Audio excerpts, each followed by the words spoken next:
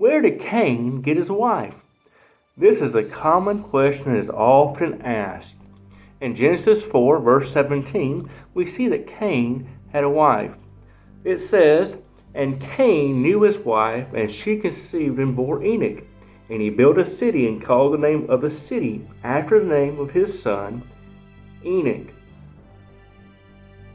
This question is one of the first places where critics of Scripture will go to suggest that the Bible is not true or believable.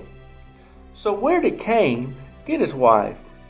How can Cain have a wife? We know from the previous chapters in Genesis that there were Adam and Eve and their sons Cain and Abel. And of course later came a third son named Seth after many years. But Genesis 5:4 refers to Adam and Eve having other sons and daughters. But these children were not named because they were not important to the narrative of the book. They were important individuals, but to the story or the message of Genesis. But the answer is so easy, even children can answer it correctly. Where did Cain get his wife? His sister, or likely some other family relative. Can this be appropriate? Well, first of all, the hesitation to accept this answer is conditioned on modern standards and morals. We understand today that intimate relationships within families are unhealthy. They produce defects in children.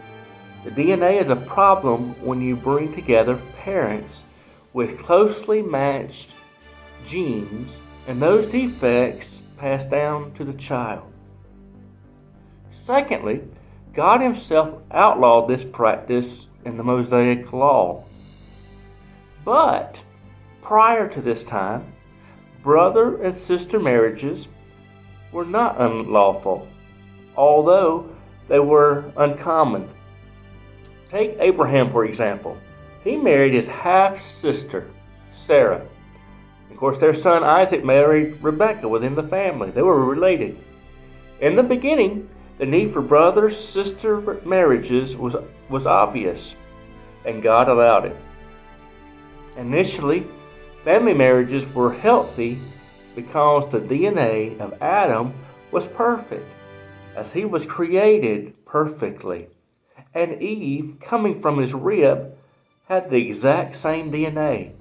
It is because of the curse of the ground due to sin in the Garden of Eden that introduced the wearing down of the human genes and the introduction of genetic defects over time through the generations.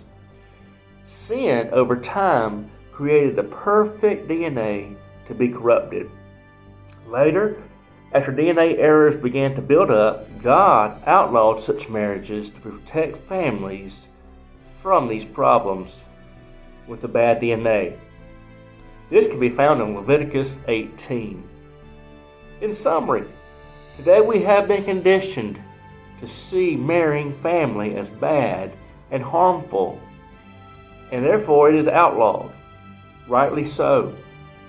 But in Cain's day, there was no prohibition, there was no medical concerns with the practice, and it was essential to growing the population of earth. And that's the nugget from the Word.